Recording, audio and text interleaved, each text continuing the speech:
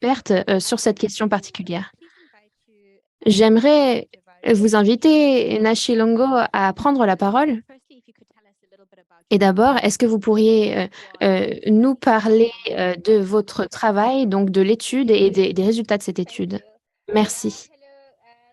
Merci beaucoup. Bonjour Toko et bonjour aux autres collègues. C'est un honneur de vous rejoindre et de rejoindre cette conversation qui finalement dans laquelle nous sommes impliqués depuis très très longtemps, et c'est quelque chose dont nous parlons à nos amis, à nos collègues, et notamment cette question donc, de la violence en ligne à l'encontre des femmes. Et pour revenir à votre introduction, Toko, je voulais suggérer un lien avec mon travail parce que je suis également une enseignante dans le domaine de la communication et des médias. Et j'ai également travaillé dans le groupe de travail présidentiel sur les 4 R qui s'est conclu l'année dernière. Donc, je peux aussi parler d'une perspective plus nationale. Mais je suis très heureuse que vous m'ayez présenté sur la base de cette étude que nous avons réalisée avec plusieurs partenaires dans la région. Une étude qui était donc établie par l'Université de Pretoria et le Centre pour les droits de l'homme. Et je suis très heureux de voir certains partenaires et représentants de cette institution parmi les participants aujourd'hui. Donc, cette étude est basée sur 8 pays et elle cherche à donc parler des politiques, des interventions gouvernementales et de déterminer des recommandations, de formuler des recommandations dans 8 pays, donc la Namibie, l'Afrique du Sud, l'Angola, le Zimbabwe, le Mozambique, le Malawi. Et je ne pense pas avoir oublié qui que ce soit, mais c'est possible. Et donc, ce projet est financé par l'Office de politique publique Meta en Afrique du Sud. Et l'étude a eu des résultats intéressants. Ce sont des résultats dont nous sommes déjà conscients, en fait, et que donc la violence en ligne est extrêmement difficile à vivre. Elle est ciblée particulièrement sur les femmes et les jeunes filles, et notamment ces femmes qui sont très visibles au sein de leur communauté, donc des journalistes, des politiques, des défenseurs des droits de l'homme, etc. Mais la violence en ligne et donc le domaine plus large de la sécurité en ligne est une question genrée. Et je suis sûre que de nombreux participants peuvent comprendre ce problème. Donc, par exemple, ce problème de la pornographie de revanche, donc le partage d'images pornographiques dans les réseaux d'une personne, c'est quelque chose de genré. C'est donc de poser une honte sur une femme ou une jeune fille. Et cela abîme les relations avec les réseaux auxquels vous êtes connectés. Et cette violence en ligne se présente et se manifeste de différentes façons. On voit également le doxing, par exemple. Il y a également le harcèlement, etc. Donc, il y a vraiment de très nombreuses formes et je pense que nombre de nos collègues qui sont aujourd'hui sauront cela. Ce qui est le plus inquiétant, c'est le manque d'intervention politique à tous les niveaux. Donc, que ce soit au niveau local, au niveau régional et au-delà.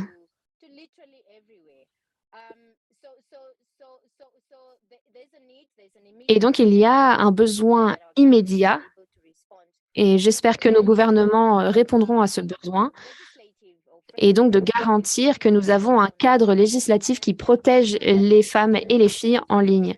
Et ce n'est pas qu'une question de genre, c'est une question de droits humains, et c'est quelque chose sur lequel nous souhaitons vraiment travailler. Je sais qu'il y a un nombre d'interventions qui ont lieu au niveau local, donc des activistes qui se mobilisent et qui peuvent éveiller les consciences à l'importance de cette question, mais une grande partie du travail qui doit être fait ne peut être accompli que sur une base légale. Et notre étude montre également que la violence en ligne, celle qui cible les femmes et les filles tout particulièrement, a des pics particuliers. Et c'est par exemple en période d'élection, la violence augmente. Donc une violence qui cible les femmes en politique, qui ont des ambitions et qui souhaitent décrocher des mandats politiques pour représenter les citoyens et notamment les femmes et les filles au sein de leur communauté. Et donc j'aimerais dire ces personnes essayent de dire aux femmes et aux filles qui sont dans ces espaces politiques qu'elles n'y appartiennent pas, qu'elles n'ont pas leur place. Et cela fait partie donc des questions, c'est une question des ODD, donc le numéro 5, le numéro 9 et toutes ces questions d'égalité de genre. Je crois que j'ai déjà dépassé mon temps alloué, mais j'aimerais également dire ce que nous voyons dans ces violences en ligne et le manque de sécurité en ligne, notamment pour les femmes, et commence à défaire les progrès qui ont été réalisés en termes donc d'autonomisation des femmes au fil des années. Maintenant que les femmes ont été autonomisées de différentes façons, leur occupation des espaces en ligne est très importante. Ça leur permet de créer du lien et d'organiser des activités de plaidoyer pour des sujets qui leur tiennent en cœur. Et nous voyons que cela est vraiment mis à mal par ces violences en ligne. Donc les femmes sont muselées par les abus qu'elles vivent en ligne et finalement elles arrêtent ensuite de participer à ces espaces. Et cela va à l'encontre de ce que nous pensons que l'Internet doit être. Ça doit être un outil qui autonomise les gens, qui relie les gens. Et, et voilà, je vais m'arrêter là pour l'instant, Toko. Merci. Merci beaucoup pour cette intervention. C'est une étude très, très intéressante. Je l'ai lue et j'aimerais que vous la partagiez, donc que vous partagiez un lien dans le chat pour que tout le monde puisse y avoir accès, parce que l'information qui est contenue dans cette étude est très nuancée. Ce n'est pas forcément ce à quoi on s'attend. Par exemple, cette question du fait que les violences genrées augmentent pendant les périodes d'élection. Et il y a de nouvelles tendances qui ont émergé du travail de cette étude. Donc, par exemple, les manipulations sexuelles en ligne de jeunes filles notamment. Et vous avez également formulé des recommandations politiques, et non seulement pour la Namibie en tant que pays, mais également des recommandations qui finalement pourraient être mises en place par des pays dans toute l'Afrique et peut-être dans le monde entier. Merci pour vos contributions. Merci Toko. Oui, je partagerai cette étude dans le chat. Merci. Merci. Ne nous quittez pas. Nous allons revenir vers vous plus tard. Je voulais maintenant passer la parole à Barbara Aujour, qui est donc une étudiante à l'Université de Cape Town. Et j'aimerais donc vous demander, en tant que femme dans le domaine de l'informatique, de l'ingénierie et en tant qu'étudiante à cette université, je voulais parler donc d'hygiène en ligne, donc des pratiques qui permettent de garantir notre sécurité en ligne et comment nous, en tant que société, pouvons éduquer la génération suivante pour leur permettre de pratiquer une meilleure hygiène en ligne et donc de prendre des mesures qui leur permettent de se protéger en ligne. Merci Toko, merci tout le monde pour l'invitation. Lorsque j'ai réfléchi à ce dont j'allais vous parler aujourd'hui, j'ai trouvé un article qui était assez intéressant, qui disait que la cybersécurité est la même chose et l'hygiène en ligne, l'hygiène numérique est la même chose que l'hygiène personnelle. Nous avons tous une responsabilité. Il faut se comporter de manière hygiénique. On sort d'une pandémie mondiale. Mais tout d'abord, le gouvernement devrait être le manager, le gestionnaire de la sécurité. C'est eux qui nous disaient on doit se faire tousser dans nos coudes, il faut porter des masques, il faut faire le distancement social. Et on n'aurait pas bénéficié si on n'était pas d'accord, si on n'avait pas adhéré. si on ne s'était pas lavé les mains, le gouvernement ne pouvait pas nous laver les mains pour nous, finalement. Donc, c'est la même chose avec la cybersécurité. Il faut s'assurer que lorsque vous recevez un mail, vous ne cliquez pas directement sur un lien. Les personnes peuvent vous dire et vous redire ce qu'il faut ou ne pas faire, mais il faut vraiment que vous adhériez à la chose et que vous l'appliquiez dans vos pratiques. Donc, c'est un sujet très important, cette question d'hygiène numérique. Il y a les dangers des phishing, il y a les pare-feux, mais vraiment de mettre en pratique tout ceci, tous ces conseils, est ce qui va vous protéger. Ceci peut également avoir un impact sur la violence de genre. Par exemple, ne pas partager de mots de passe ou vos codes PIN. Donc, lorsque vous êtes dans des relations, c'est fréquent de partager des données personnelles, des détails, mais ça peut être dangereux.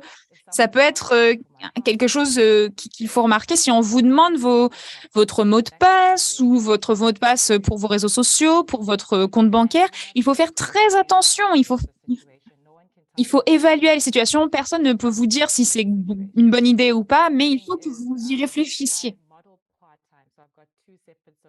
J'ai deux plateformes réseaux sociaux différentes parce que je travaille en tant que top modèle. Donc, j'ai un pour ma famille, mes amis, et un autre compte pour mon entreprise, pour moi en tant que travailleuse. Donc voilà, il y a deux différentes sphères et votre sphère personnelle n'est pas forcément quelque chose qui a besoin d'être public. Des informations peuvent être propres à vous-même et à vos cercles proches. Donc voilà, vous pouvez avoir différentes entités et ça vous protège d'être attaqué dans le cybermonde. Autre chose, c'est que je pense que la technologie nous a également permis de bloquer des personnes qui ne se comportent pas de la bonne manière. Donc, vous avez le droit de limiter les activités d'autres personnes sur vos profils. Vous pouvez limiter votre activité sur le profil de d'autres personnes. Autre chose que je fais, c'est que j'effectue un suivi de messages que je reçois. On ne sait pas, mais peut-être qu'en 2024, Facebook ou Meta vont nous dire on va effacer tous les messages directs ou privés. Et vous auriez peut-être des preuves d'un incident qui a eu lieu dans vos messages personnels, mais si tout ceci est effacé, vous n'aurez plus accès à cette information. Donc même si vous bloquez certaines personnes, gardez cette information, sauvegardez cette information pour pouvoir vous y référer plus tard si nécessaire. Nous avons également une fausse sensation de sécurité lorsque l'on utilise l'Internet. Il est très hygiénique pour nous, pas seulement d'accepter des invitations parce que quelqu'un connaît quelqu'un ou quelqu'un de quelqu'un de quelqu'un ou un ami d'amis vous connaît, mais c'est pas parce que c'est l'ami d'un ami qu'il fait partie de votre sphère. Il faut s'assurer de faire peser le pour et le contre dans certaines situations. Un autre conseil peut-être, et j'ai regardé un documentaire sur Netflix sur cela l'autre jour, c'est des partages ou de messages ou de photos compromettantes avec d'autres personnes parce que vous ne savez pas comment ceci peut revenir vers vous plus tard ou comment ceci est utilisé. Si vous envoyez quelque chose ou que vous partagez des informations, des photos, réfléchissez au risque d'avoir cette information exposée au public. Ce genre de situations ont lieu et le suicide est l'un des risques lorsque ceci a lieu. Donc, il est important de se protéger. Et finalement, je pense qu'il ne faut pas surpartager. C'est un point qui est très important à mes yeux. Je fais attention à ce que je poste sur LinkedIn, sur Facebook. Certaines personnes peuvent me contacter sur la messagerie, mais je limite l'exposition. Je ne veux pas qu'il y ait trop de points d'entrée. Donc, le moins vous publiez en ligne, le moins il y a de risques d'être attaqué numériquement parlant.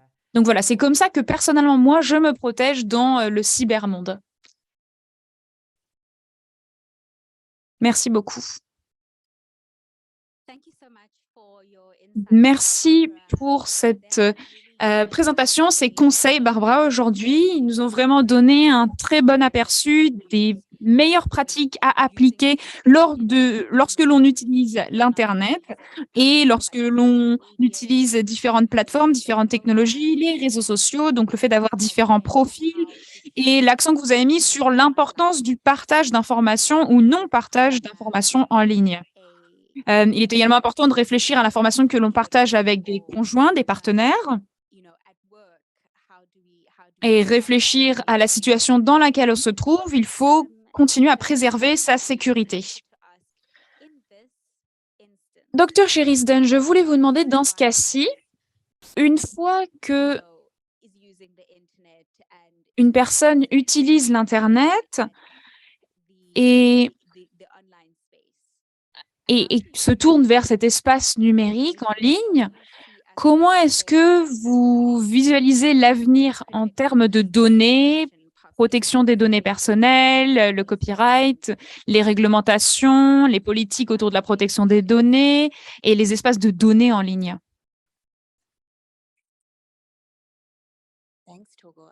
Merci, Togo. Ça, c'est une grande question. C'est des grandes questions auxquelles on cherche à répondre aujourd'hui. On parle beaucoup de données ces jours-ci, mais il y a vraiment différentes couches lorsque l'on parle de données. Il y a différents niveaux. Il est important de savoir ce que vous partagez, comment vous le partagez, comment vous stockez ces données. Donc, il y a différents aspects en fonction de qui vous êtes. Est-ce que vous êtes l'utilisateur final? Est-ce que vous êtes la personne qui publie l'information ou qui fournit un service comme Facebook? Ou est-ce que vous postez? Ou est-ce que c'est des personnes de couleur qui parlent d'un sujet? Donc, il y a différents points de données et on les met à disposition en ligne, mais il y a tout un tas de choses auxquelles il faut réfléchir en fonction de votre carrière, des sphères dans lesquelles vous vous trouvez, si vous êtes dans un espace propriétaire ou quelque chose qui est à but non lucratif, à but lucratif, vos objectifs, vos ambitions, vos rêves, vos objectifs avec ces données finalement. D'un point de vue médical, laissez-moi vous donner un exemple.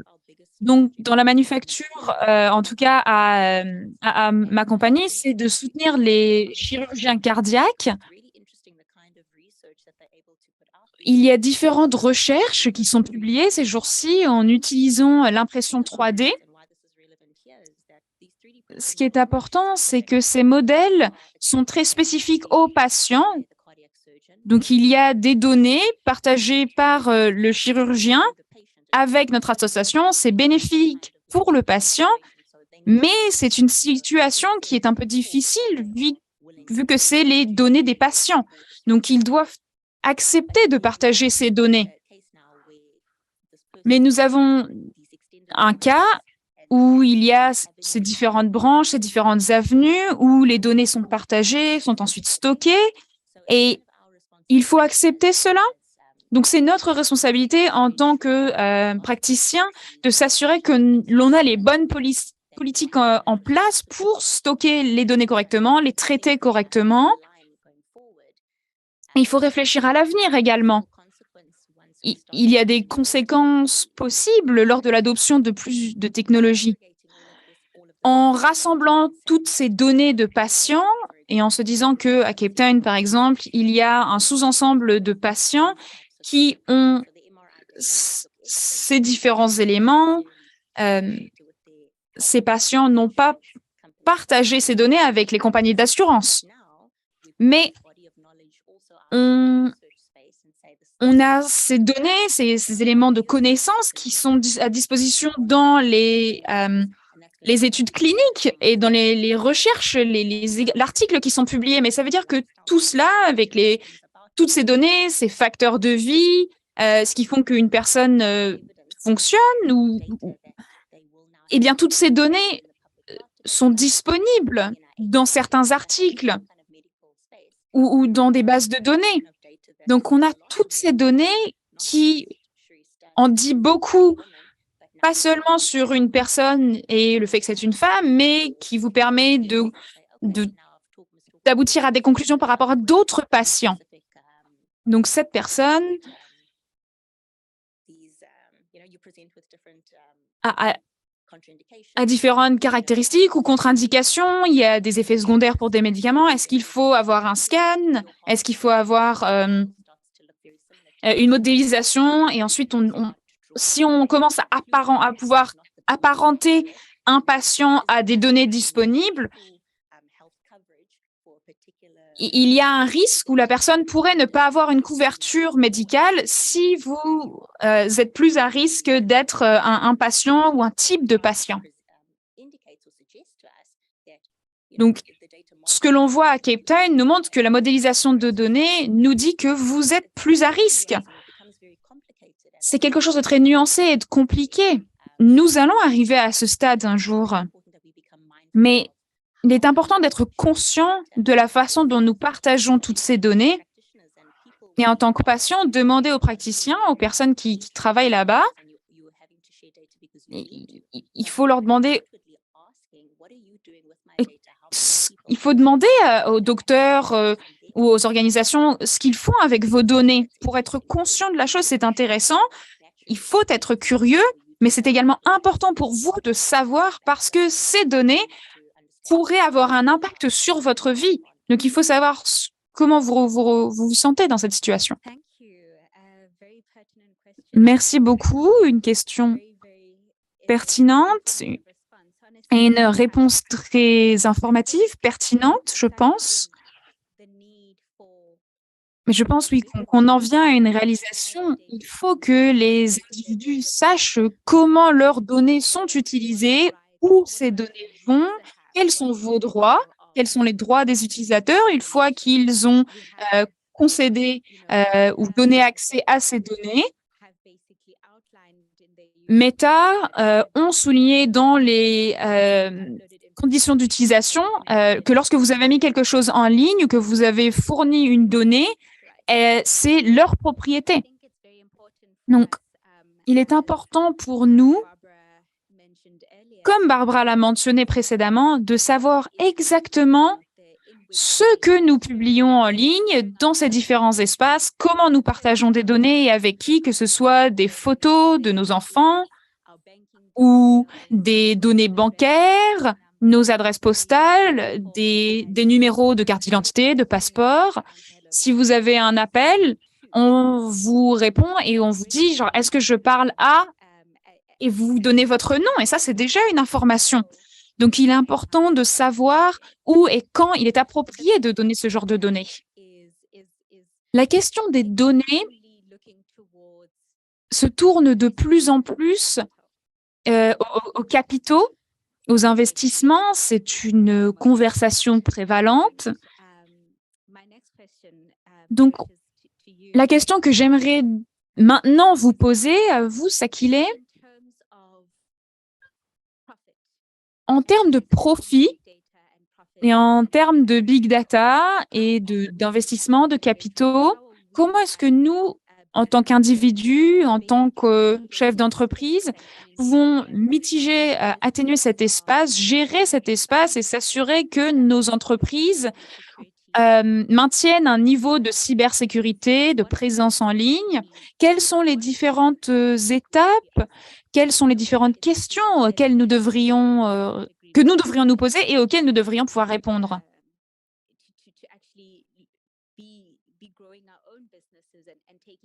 Comment est-ce que l'on peut réfléchir à la croissance d'une entreprise tout en accumulant les données d'utilisateurs, ces aspects légaux? Comment est-ce que vous envisagez ces avancées technologiques et ces innovations dans cet espace-là? Merci, Togo. Je pense que pour moi, votre question touche à cette question du genre également. Il y a des violences en ligne. La société en elle-même se reflète en ligne. L'Internet n'est qu'un outil qui reflète qui nous sommes. Une bonne personne, une mauvaise personne. Et lorsqu'on en vient aux données qui sont récoltées en ligne, il y a quelques variantes. Pour moi, si ça vient de Google et qu'il y a des termes et des conditions, généralement, je ne les lis pas. On accepte, on accepte, on accepte. Donc, l'attitude que nous avons, de manière cognitive, je veux dire, c'est que nous avons ces services gratuitement. On ne se rend pas forcément compte que nous sommes le produit. Donc, d'avoir des choses gratuitement, comme Facebook, LinkedIn, mais eux accumulent de l'argent grâce à nous. Donc, ce qui est intéressant d'un point de vue entrepreneur, c'est de, de voir c'est quoi le contenu finalement. Donc, nous, on effectue un échange, on donne de notre temps ou de notre contenu pour que les données soient traduites. Il y a beaucoup de données.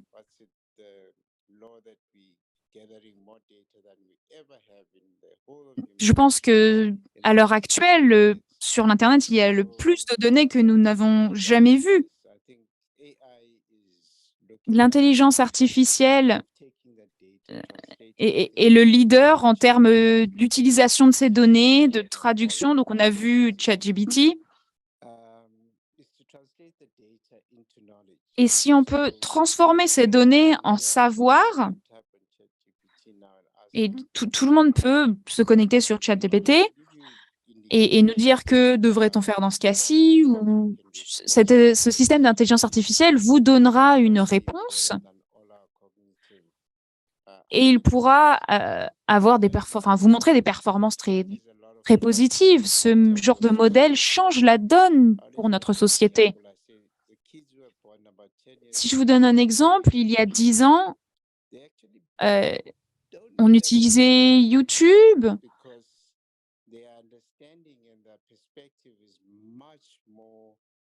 Il y avait une compréhension et la génération d'il y a 10 ans n'utilisait pas forcément les encyclopédies. On a élargi notre vue, mais maintenant, avec l'intelligence artificielle et les données, l'avenir se tourne plutôt vers la technologie et les technologies qui vont se concentrer sur la confidentialité. Il y a des tentatives avec le blockchain, la chaîne de blocs, d'adresser ce genre de questions. Mais il y a vraiment de réelles opportunités. On pourrait créer des passeports ou des chaînes de données, d'informations qui nous permettraient de prouver qui sont les personnes en ligne. Mais il faut évoluer à la même vitesse que la technologie, je suppose. C'est très intéressant. Merci beaucoup. Merci pour votre point de vue.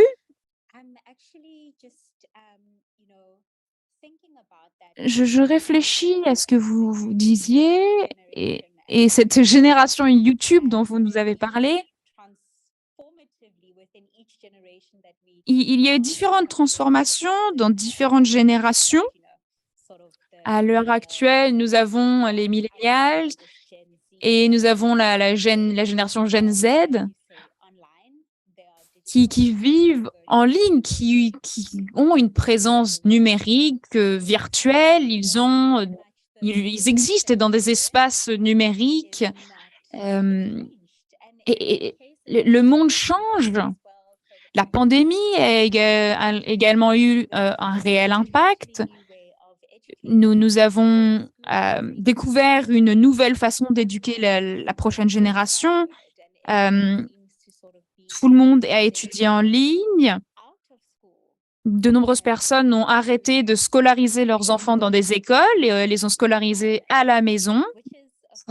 Et c'est donc un environnement très différent. C'est quelque chose de très intéressant, mais cela présente quelques défis. Il y a la question d'accès aux ressources, la disponibilité en ligne. Et comme Barbara l'a mentionné, nous utilisons des plateformes de d'autres personnes. Nous investissons du temps, des connaissances, des informations sur nous-mêmes, sur nos enfants, dans ces plateformes. Et en échange, on a accès en ligne, on a accès à des informations qui sont censées être des connaissances. On a vraiment transféré ces livres d'école, ces manuels sur cet espace numérique. À l'époque, on nous ouvert un dictionnaire pour trouver la définition d'un mot. Et maintenant, on a Google, on a Siri. On n'a pas forcément même besoin de toucher son téléphone. On a Siri, Alexa, il n'y a même pas plus besoin de se lever du canapé finalement. On peut tout faire depuis l'endroit où on est posé dans son salon, en regardant par la fenêtre, en voyant le soleil se coucher. Mais Je voulais ramener un petit peu la conversation à ce point de vue utilisateur. Je pense que je voulais poser la question à Barbara. En tant qu'étudiante, en tant que personne qui doit naviguer ces espaces numériques et qui doit utiliser des informations de manière sécurisée, quelles sont vos recommandations pour les utilisateurs de l'Internet, les jeunes utilisateurs de l'Internet, pour réussir à, à discerner les informations réelles des mauvaises informations, des fausses informations? Par exemple, en particulier pour vous qui êtes étudiante, peut-être que vous cherchez des données, vous cherchez des informations, vous avez peut-être un devoir à écrire. Comment est-ce que l'on peut naviguer ces questions de sécurité en ligne? Oui, merci Togo. Oui, c'est très important de s'assurer de la source des informations, que ce soit des sources valides. Les fake news sont très dangereuses et circulent très rapidement dans les espaces numériques. Donc, il faut que vous ayez des sources fiables sur lesquelles vous effectuez des vérifications, vers lesquelles vous vous tournez. Donc, si vous voulez avoir des informations sur euh, certaines informations, par exemple l'espace, il y a des sources fiables, l'agence spatiale aux États-Unis, l'agence spatiale en Afrique. Donc, je check ces plateformes-là. Il y a différentes organisations qui rassemblent ces plateformes. NASA ne peut pas juste poster quelque chose sans que tout ceci soit validé par d'autres organisations. C'est la même chose pour nous, pour le centre auquel je suis étudiante. Il faut avoir différentes personnes ou différentes entités vers lesquelles on se tourne qui peut répondre à vos questions. Donc, pour moi, il s'agit vraiment de s'assurer que l'on ne croit pas tout ce qu'on lit et que l'on ne se base pas que sur une seule source. Il faut s'assurer que c'est disponible à différents endroits et vérifier la validité de l'information que vous avez lue. Donc, si je peux effectuer des vérifications, eh bien, dans ces cas-là, je peux m'assurer petit à petit que c'est la vérité ce que je lis. Il y a également une sensation de communauté. Il est important d'être dans des communautés qui sont dans le même état d'esprit que vous. Je fais partie d'un groupe satellite et il parle de nombreuses choses autour de cette question de l'espace. Donc, il y a beaucoup de connaissances. Il y a des personnes qui ont lu certains articles que je n'ai pas lus. Donc, ils peuvent souligner des choses qui ne sont pas correctes dans ma façon de penser. Et ceci m'aide vraiment et peut vous aider à consolider vos connaissances. Merci. Merci beaucoup. Ça, c'est une très, très bonne réponse, en particulier en termes de mésinformations, de mauvaises informations ou d'informations fausses. Il faut utiliser l'Internet de manière sécurisée et en toute conscience. Les rassemblements en ligne peuvent également être intéressants. Lorsque l'on se rassemble dans ces espaces numériques et virtuels, nous interagissons de différentes façons. Ce n'est pas comme lorsque l'on est en personne. J'ai vu un commentaire qui a dit « Les données peuvent être positives pour les entreprises, mais comment est-ce que ceci peut atteindre aux droits humains ?» L'utilisation de l'intelligence artificielle est assez inquiétante parce que vos informations personnelles sont récoltées et une personne d'un autre pays peut utiliser vos données pour harceler quelqu'un et donc agit en tant que criminel. Donc, c'est important d'avoir des groupes en ligne qui permettent d'atténuer les risques. Il faut investir des efforts dans l'apprentissage de cet espace sécurisé en ligne, se protéger en ligne. Et il faut que nous formions une génération sensibilisée à toutes ces questions, des jeunes qui sont en toute sûreté en ligne, qui se sécurisent en ligne et qui peuvent donc participer à ces avancées technologiques en ligne. Une autre chose sur laquelle nous duquel nous parlons parfois, c'est que nous voudrions avoir une nouvelle structure Internet. Idéalement, il faudrait avoir un nouveau domaine, un .kids, donc pas un .fr, mais un .enfant finalement, où le contenu est modéré, le contenu est vérifié, on le regarde et il est régulé pour permettre aux enfants d'être en ligne. C'est un modèle très intéressant qui est en train d'être développé en Asie et en Asie-Pacifique. Nous avons cette structure .kids. Et Netflix et YouTube ont des comptes, des options pour les enfants. Et ceci leur permet d'utiliser l'Internet d'une certaine façon et les enfants peuvent être connectés de cette manière-là. Il y a différents commentaires très intéressants qui ressortent de toutes ces discussions que nous avons eues autour des données, ces utilisations, les fausses informations. Mais je voulais revenir à Nachilongo et vous demander, en termes de cette violence de genre en ligne, comment est-ce que l'on atténue cela? Comment est-ce que l'on peut empêcher ceci d'avoir lieu? Comment est-ce que l'on effectue des signalements lorsque ceci a lieu à quelqu'un d'autre? Qu'est-ce que l'on devrait faire quand ou si nous sommes victimes de cyberharcèlement, de violence de genre ou de harcèlement de genre en ligne? Comment est-ce que l'on peut aborder cela? Merci beaucoup.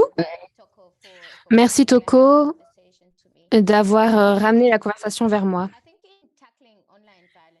Je pense que quand nous nous attaquons à la violence en ligne, je voulais revenir à quelque chose que Barbara a dit, le fait que nous faisons partie d'une communauté.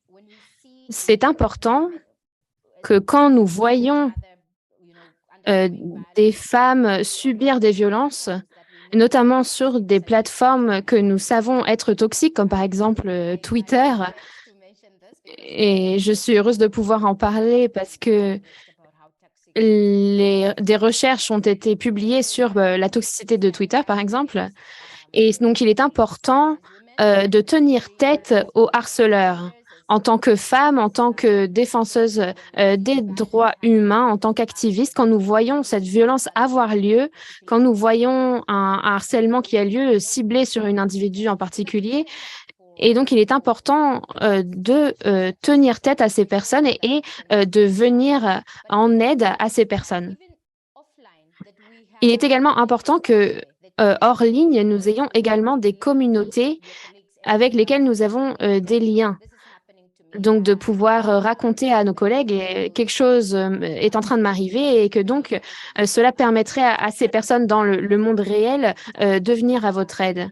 Et donc, quand nous voyons ces violences qui ont lieu, qui ciblent par exemple les politiques et notamment des femmes en politique, et par exemple, ça a été le cas pour une députée sud-africaine, cette violence a eu lieu et nous l'avons vu. Donc, par exemple, il y a eu une vidéo privée qui a été publiée en ligne. Et donc, par exemple, cette personne avait le droit d'enregistrer cette vidéo. Et la personne qui finalement brise ce contrat entre les deux personnes, c'est la personne qui la partage sans le consentement de leur partenaire. Et la recherche a montré que les hommes utilisent ces vidéos pour se venger quand ils n'ont pas le pouvoir de faire autre chose. Et je pense que cela est vraiment lié au fait que donc la violence que nous voyons en ligne reproduit donc la violence que nous voyons hors ligne. Donc, dans le monde réel, nous voyons des féminicides, donc des hommes qui tuent des femmes. Et c'est le cas majoritaire. Et nous le voyons reproduit donc en ligne. Mais je pense que dès le départ, il est très important de faire un plaidoyer et de demander à nos décideurs politiques de reconnaître les droits humains en ligne, que les droits sont des droits défendus par les constitutions. Et ces droits à la confidentialité, ces droits humains en ligne, que ce soit donc la confidentialité, la liberté d'expression, etc., sont garantis par les déclarations des droits humains. Et ils doivent être reconnus hors ligne et en ligne. Parce que de plus en plus, nous vivons en ligne, en fait. Par exemple, vous avez parlé du fait que l'éducation a de plus en plus lieu en ligne. Vous savez, nous avons accès à nos banques, à nos systèmes de santé en ligne. Et donc, il est très important de demander que nos droits humains soient également reconnus en ligne. Sans cela, nous voyons que de nombreuses politiques et de nombreux cadres législatifs ne sont pas reconnus en ligne. Donc, par exemple, on peut se retrouver au tribunal pour celle... Et même dans ces cas-là, ces cas, finalement, sont défendus par des lois traditionnelles qui ne sont pas conçues pour défendre nos droits en ligne. Mais cet espace en ligne est présent et là, et nous devons le gérer parce qu'il n'est pas, il est là pour s'installer, il ne va pas partir. Nous allons continuer à l'utiliser. Et donc, sur cette question de la violence et de la solidarité, eh bien, cette sensibilisation ne devrait pas seulement être le travail d'activistes ou d'ONG. Ce travail doit être effectué à des niveaux plus importants. Nous avons besoin que les plateformes, donc Facebook, Twitter, de désigner des budgets pour aider au niveau national la mise en œuvre de tels projets. Donc, nous pouvons toujours dire, oui, eh bien, peut-être au niveau d'université ou de l'enseignement supérieur, nous améliorons les programmes et pour nous permettre donc de couvrir ces questions en ligne. Mais nous voyons de plus en plus de mésinformations qui trouvent leur origine dans des communautés qui ne sont plus à l'école. Donc, par exemple, chez la génération de mes grands-parents. Les tantes, par exemple, qui sont dans les zones plus rurales, eh bien, ce sont ces personnes-là qui partagent ces mésinformations. Et il y a également des questions de genre dans cette question-là. Donc, et cela est lié à ce manque de sécurité. On voit beaucoup de phishing, par exemple, et on voit que les victimes de ces crimes sont des personnes qui ne sont plus à l'université, qui ne sont plus à l'école. Et donc, il est important qu'il y ait un budget national et que les plateformes, donc Meta, Twitter, etc., les personnes à qui appartiennent ces plateformes doivent contribuer au niveau national à des programmes pour éduquer le public. Donc, évidemment, les plateformes n'arrêtent pas de nous parler de leurs standards de communauté et que nous pouvons les consulter dans un lien. Mais bon, est-ce que ces ressources sont disponibles pour les utilisateurs dans des langues qui leur permettent de vraiment le comprendre? Eh bien, dans la plupart des cas, ce n'est pas le cas. Et donc, il doit y avoir de nombreuses stratégies pour gérer ces questions de sécurité.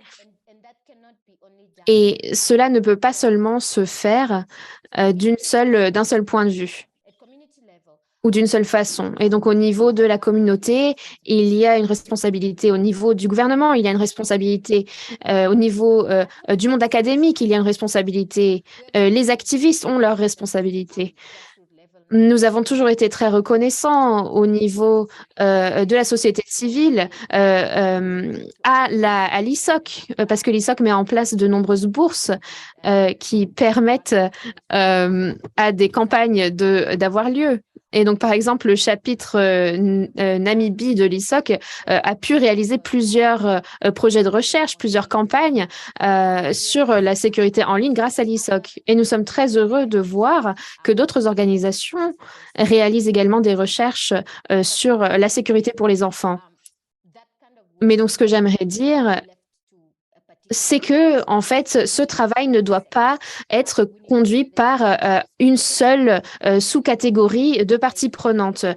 Ça doit être le travail du secteur privé et ces organisations devraient investir au niveau local dans l'éducation, dans la sensibilisation. Et nous souhaitons voir des entreprises de télécommunications mener ce genre de campagne.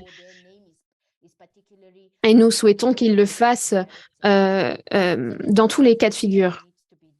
Et donc, il y a de nombreuses actions qui doivent être réalisées par toutes les parties prenantes à cette économie, cet écosystème numérique. Merci beaucoup, Toko.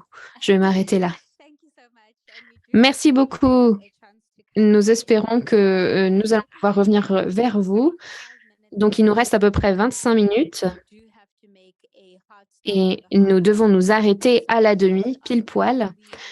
Donc, nous allons donc ouvrir la discussion au public. Et donc, la discussion prendra la forme d'un forum ouvert. Donc, levez la main. Et nous donnerons chaque participant 2 minutes pour réaliser un commentaire ou poser leurs questions. Et donc, n'hésitez pas à poser votre question directement aux panélistes que cette question concerne. Donc, que ce soit nos panélistes ici dans la pièce avec nous ou nos panélistes en ligne. Et nous souhaitons essayer de répondre au maximum de questions avant de terminer cette séance. Donc, je vois Abou Abia Chiguera qui a levé la main. Est-ce que vous pourriez allumer votre micro et nous avons hâte d'entendre ce que vous avez à dire. Bonjour, est-ce que vous m'entendez? Oui, nous vous entendons très bien. J'avais 2 questions que je souhaitais poser.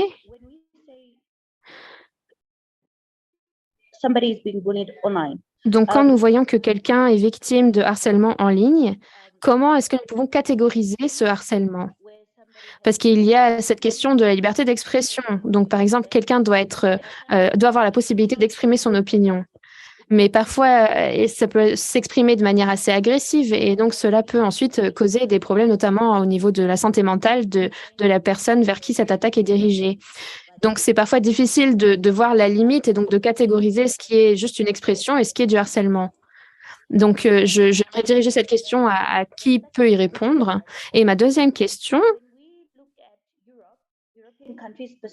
donc quand nous regardons vers les pays européens, notamment la Suède, nous voyons qu'ils ont, en ce qui concerne le cyberharcèlement, et notamment dans les lycées, il y a beaucoup de questions sur, par exemple, l'apparence des gens.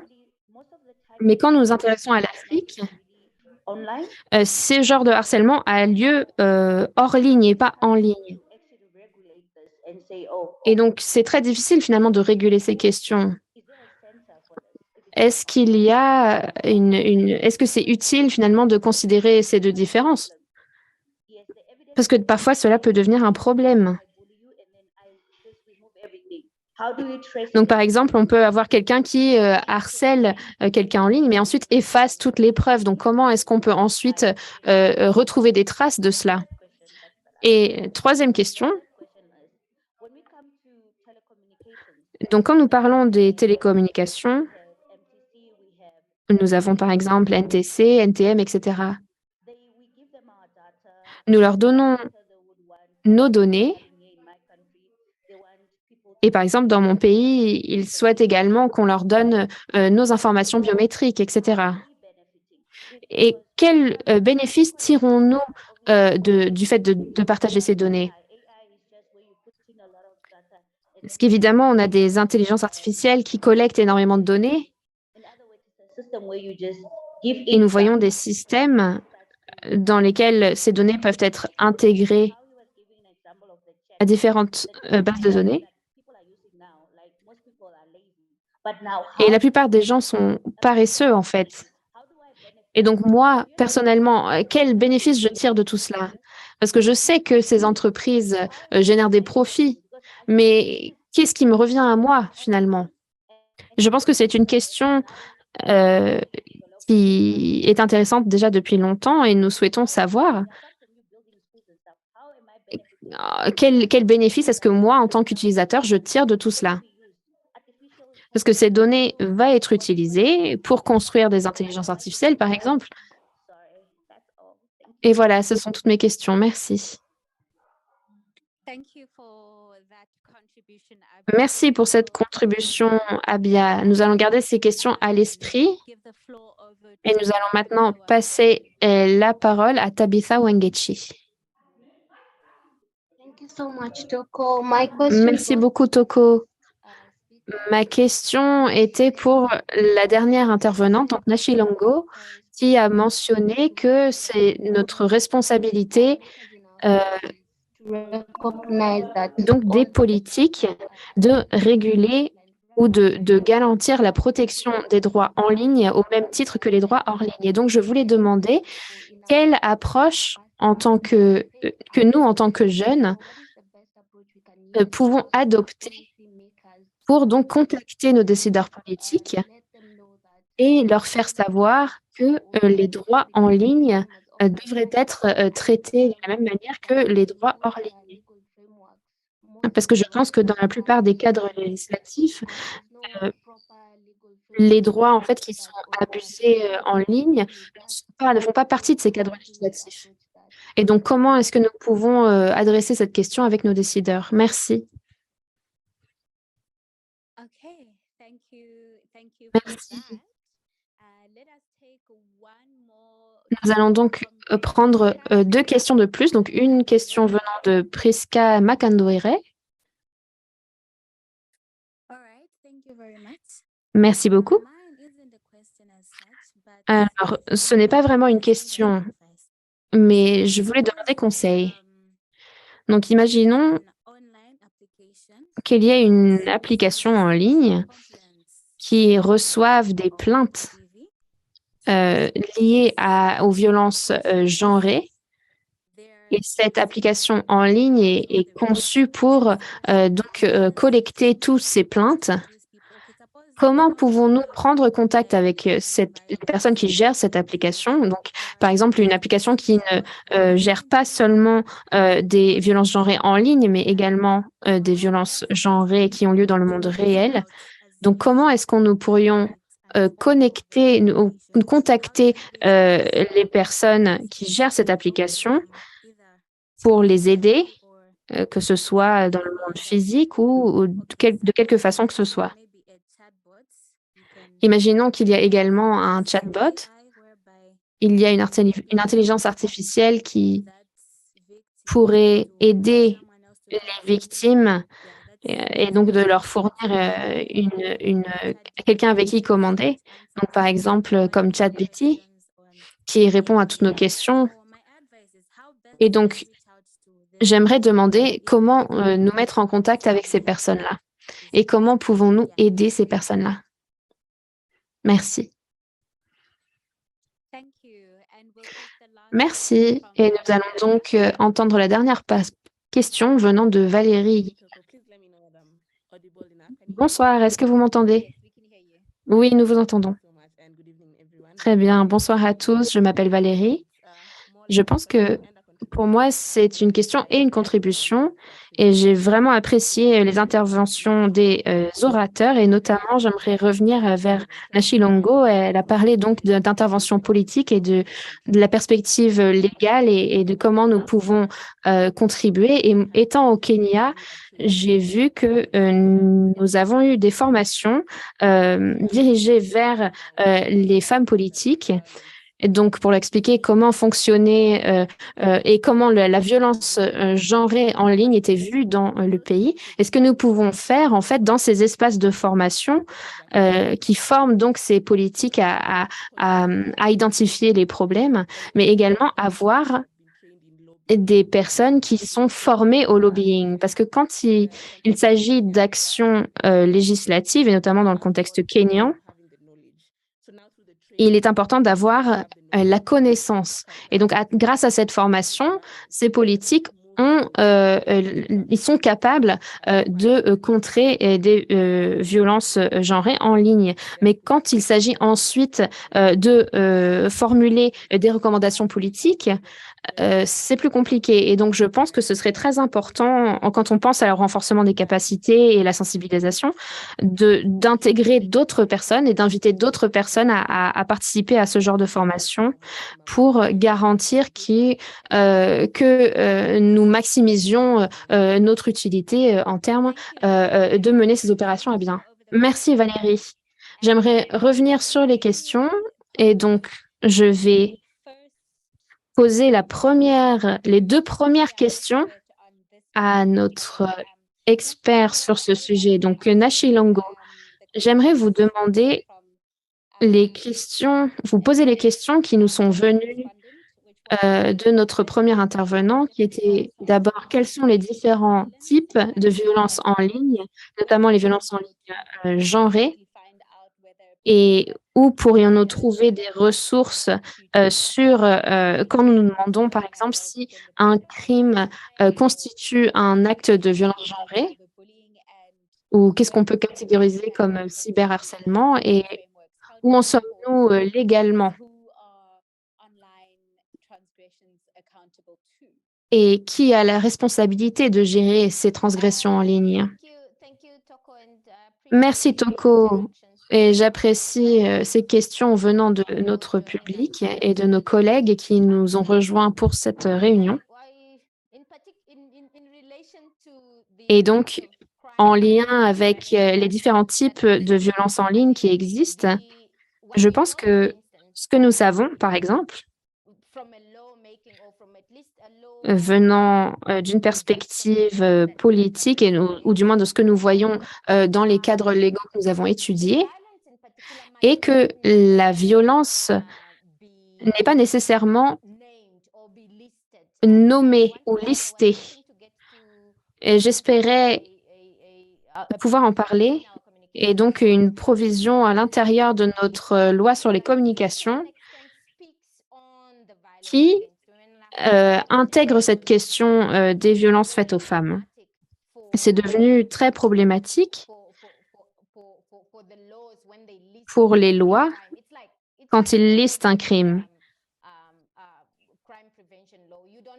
Donc, par exemple, dans une loi qui prévoit certains crimes, on ne liste pas spécifiquement, par exemple, un poignardement par couteau, mais on sait que quand cette violence a lieu et est infligée à une femme, cette femme saurait la reconnaître. Quand on est harcelé en ligne, quand on est trollé, quand quelqu'un vous manipule avec du contenu à caractère sexuel, quand vous faites l'objet de discours de haine, quand votre identité est volée en ligne et quand on crée des mèmes sur vous et qui ont un caractère discriminatoire. Des photos nues de vous, par exemple, quel que soit le contexte dans lequel vous ayez les prises, qui sont partagées ensuite sans votre consentement, quand quelqu'un fait semblant d'être vous, quand quelqu'un vous doxe, quand quelqu'un fait des commentaires sexistes, misogynes à votre égard, quand quelqu'un vous harcèle en ligne. En tant que victime, c'est vous qui avez donc la vérité de cela. Et en ce qui concerne le manque de signalement de cette violence, c'est un problème parce qu'en fait, la victime, souvent, n'a pas conscience du problème ou du moins n'a pas conscience des solutions qui existent. Donc, comment signaler cela? Et donc, c'est pour ça que c'est très important de sensibiliser ces publics. Et donc, sachez que quand ce genre de choses arrive, ce n'est pas normal. Les gens n'ont pas le droit de vous faire ça. Personne ne vous fait cela hors ligne et donc ce n'est pas plus acceptable en ligne. Donc, quelqu'un ne va pas vous aborder dans la rue ou chez vous en vous disant « Ah, vous êtes gros » et vous vous dites « Ah, ce n'est pas un problème ». Mais donc, si ce n'est pas acceptable hors ligne, ce n'est pas non plus acceptable en ligne. Je ne sais pas si ça a répondu à la question de manière complète, mais si je peux juste répondre à la prochaine question, je pense que quelqu'un demandait « Que pouvons-nous faire ?» Et c'est là que nous devons avoir une conversation. Impliquez-vous dans vos communautés. Dans votre pays, il doit y avoir un chapitre de l'ISOC. Nous avons des groupes d'intérêt spéciaux comme celui-ci dans lesquels nous sensibilisons différents publics. Et impliquez-vous, devenez membre et au-delà de cela, visitez vos écoles primaires près de chez vous parce que ce genre de violence a également lieu parmi les enfants et parce qu'ils ont également un manque de connaissances sur ces questions. Donc, ce que nous avons fait, par exemple, en Namibie en 2019, avant nos élections nationales, nous avons organisé un forum numérique pour les femmes qui ciblait notamment les femmes en politique et dans d'autres postes publics.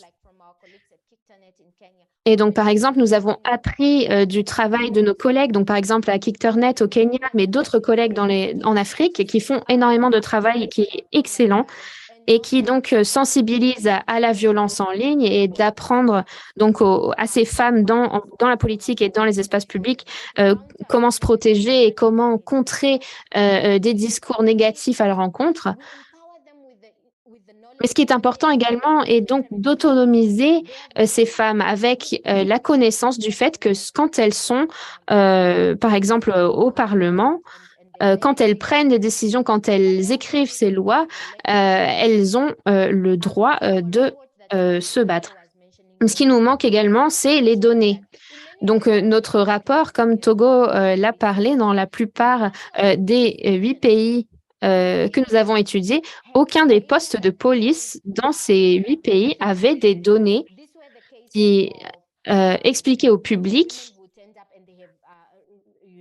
ou qui faisaient le lien entre ces cas et les femmes qui ont signalé des violences à leur rencontre en ligne. Donc, et sans ces données, il est très difficile pour quiconque de convaincre les politiques de la prévalence de ces questions. Désolée, et nous manquons de temps. Je vais devoir vous couper, je comprends tout à fait. Mais il y a donc une autre question que j'aimerais poser à un autre panéliste. Et donc, je vais aller puiser dans le chat. Donc, nous avons une qui nous vient de Osei Kagia et sa question est est-ce que les copyrights peuvent offrir une couche supplémentaire de justice et pallier aux violences faites contre une victime, et notamment pour les partages non consensuels d'images intimes. Et j'ai pensé que peut-être vous pourriez nous dire ce que vous en pensez. Donc, ces questions de copyright, est-ce que cela peut aider à gérer ces problèmes donc, de partage de pornographie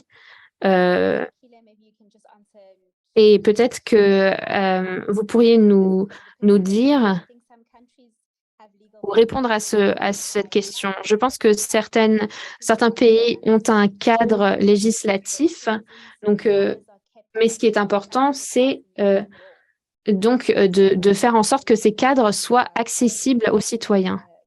Donc, ce sont des commentaires très intéressants. Nous avons également un collègue du Botswana qui nous dit qu'elle aimerait en savoir un peu plus sur le travail qui est réalisé en Namibie et ce que nous pourrions faire pour répliquer ces efforts dans le contexte du Botswana. Priscilla a également dit que la violence en ligne est très prévalente, mais alors comment est-ce que nous pouvons résoudre cette question pour les citoyens sur le terrain? Donc, les commentaires continuent à nous arriver.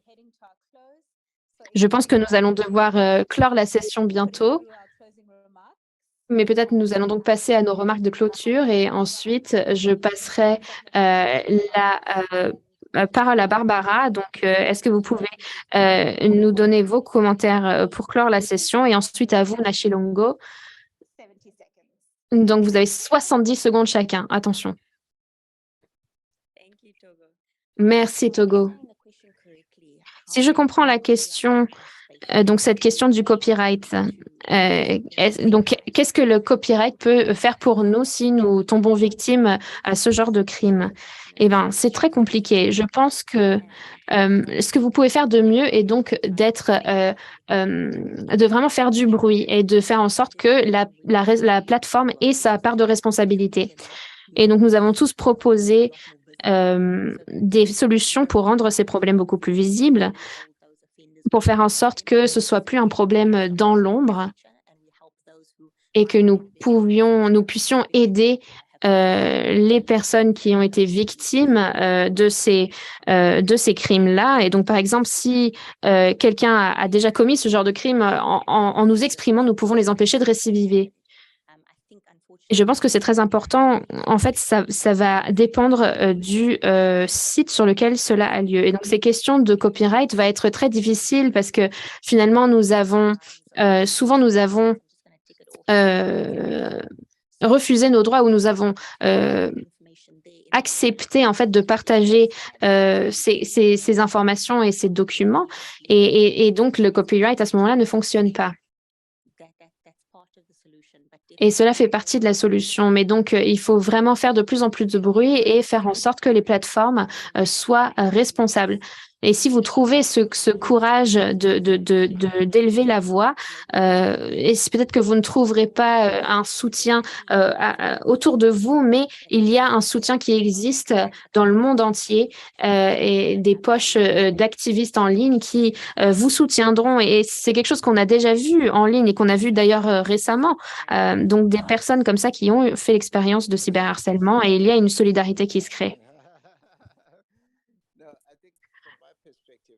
Et de mon point de vue, nous sommes réunis ici de différents pays et les lois dans ces différents pays sont très diverses. Et cela signifie qu'il y a une nouvelle opportunité qui se crée pour nous tous. Donc, nous sommes non seulement un citoyen d'un pays avec des défis et des opportunités spécifiques. Et je pense que c'est la meilleure opportunité pour l'humanité. Il y aura des mauvaises choses, mais en ce qui concerne la violence genrée en ligne, il y a une opportunité. Je pense que quelque chose que je trouve très frustrant sur l'Afrique et que nous ne racontons pas nos histoires. Il y avait un temps où nous asseyions autour du feu et les grands-mères nous racontaient nos histoires. Et nous devons créer des espaces où nous continuons à raconter ces histoires. Il est important, quelques pays, ou quel que soit le pays où vous vous trouvez, en fait, le pays est devenu tellement petit. Donc, nous devons nous attaquer aux points négatifs, mais les opportunités sont énormes. Donc, on peut parler à des personnes qui sont au Cap, quoi que ce soit, où que ce soit, et ça va nous permettre donc de répondre à ces points négatifs. Merci beaucoup, Sakile. Barbara, si vous êtes là, est-ce que vous pouvez nous faire un commentaire de clôture? Donc, vous avez 70 secondes. Parfait, merci Toko. Je voulais juste faire écho à ce qu'a dit Sakile. Je pense qu'il y a beaucoup d'opportunités. J'ai été très inspirée par les questions et la conversation que nous avons maintenant. Et je pense qu'en tant qu'être humain, quand nous attaquons vraiment un problème, il n'y a rien que nous puissions pas accomplir. Je pense que nous pouvons améliorer ces questions pour les générations futures. Et nous avons une fenêtre d'opportunité dans laquelle nous pouvons vraiment mettre la main à la pâte. Mais outre que cela, j'aimerais vous dire donc de traiter votre vie en ligne comme une extension de votre vie, de votre vie réelle. Donc, vous avez votre vie spirituelle, vous avez votre vie physique, vous avez votre vie en ligne. Et essayez de trouver un équilibre entre ces différents aspects et continuer à protéger vos espaces. Et cela va vous permettre de protéger votre bien-être. Merci. Merci beaucoup, Barbara. Nachilongo, la parole est à vous. 70 secondes. Merci. 70 secondes, je vais essayer. Toko et mes copanélistes fantastiques, je pense que ça a été une conversation très, très intéressante et j'espère que nous allons la revisiter alors que nous continuons à partager nos expériences et les attentes que nous avons, quel que soit notre historique. Donc, j'espère que nous allons pouvoir avoir cette conversation de nouveau. Mais de manière très importante, je voulais vraiment exprimer ma solidarité aux personnes qui ont subi le cyberharcèlement et vous dire d'en parler. Par exemple, en Namibie, la femme du président a publié une vidéo en 2019 qui a vraiment parlé clairement des abus dont elle a été la victime. Et donc, si nous avions plus de femmes comme ça dans le domaine public qui reconnaissaient la réalité auquel les femmes et les filles font face tous les jours, je pense que nous pouvons défaire les dommages réalisés qui ont été faits par la violence en ligne. Nous voyons des femmes et des jeunes filles qui se suicident à cause des violences qu'elles subissent en ligne. Et je ne pense pas que personne ne devrait avoir à souffrir comme cela simplement parce qu'elle souhaite participer à des espaces en ligne. Il y a des forums de la gouvernance de l'Internet dans tous les pays. Ce sont des plateformes excellentes. Et on voit tout un tas de parties prenantes, donc venant du secteur du développement, les ONG, la société civile, et tous ces acteurs se réunissent et prennent des décisions sur comment les lois dans ces différents pays doivent fonctionner. Et ces forums pourraient ensuite formuler des boîtes à outils régulatoires. Et je pense que cela serait un très bon point de départ. Et nous devons continuer à participer au niveau régional et ensuite au niveau africain également. Nous avons également des forums de gouvernance de l'Internet au niveau africain. Nous avons des membres de ce forum dans la pièce avec nous. Et de manière très importante, en Afrique, nous devons avoir une boîte à outils qui nous permette de protéger ces femmes et ces filles. Et nous pouvons influencer cela. Nous pouvons influencer comment ces actions sont perçues. Et nous n'avons pas besoin d'attendre de points de vue devenus d'ailleurs. Nous pouvons agir. Merci beaucoup. Merci, Nachilongo. J'aimerais juste prendre une seconde pour remercier tous nos panélistes d'avoir participé à cette session. J'aimerais remercier toutes les personnes qui ont posté leurs commentaires dans le chat. Et au nom du groupe permanent de l'ISOC sur le genre et le groupe d'intérêt spécial sur la sécurité en ligne, nous sommes tellement honorés d'avoir pu accueillir cette journée. Les perspectives que nous avons entendues ont été phénoménales. Nous en avons appris énormément et nous en tirons non seulement un grand nombre de connaissances, mais également des actions, les actions que nous pouvons prendre pour nous protéger et protéger les autres en ligne, ce que nous pouvons faire quand nous nous retrouvons face à ce type de violence et ce type de crime en ligne, et de comment accéder à notre propre compassion, comment accéder au cadre législatif, à la recherche qui a été faite sur cette question. Et nous avons eu une interaction très, très intéressante, à la fois en anglais et en français. Nous avons des personnes qui nous ont rejoints du monde entier. Donc, nous avons l'Afrique, évidemment, en Afrique de l'Est, en Afrique de l'Ouest, en Afrique du Nord. Nous avons le Moyen-Orient, les États-Unis, quelqu'un qui nous vient du Tchad, et nous voyons également des participants européens, et il y a des personnes qui nous ont rejoints du Pacifique, et quelqu'un donc d'Indonésie, du Bangladesh. Merci beaucoup d'avoir participé à cette session. Nous vous sommes extrêmement reconnaissants. Ça a été un vrai plaisir d'organiser ce webinaire pour donc célébrer le renforcement le 2 jours pour la sécurité en ligne. J'espère que nous ne nous arrêterons pas là. Bonne nuit et j'espère vous revoir beaucoup. À très bientôt. Merci. Merci à tous. Merci.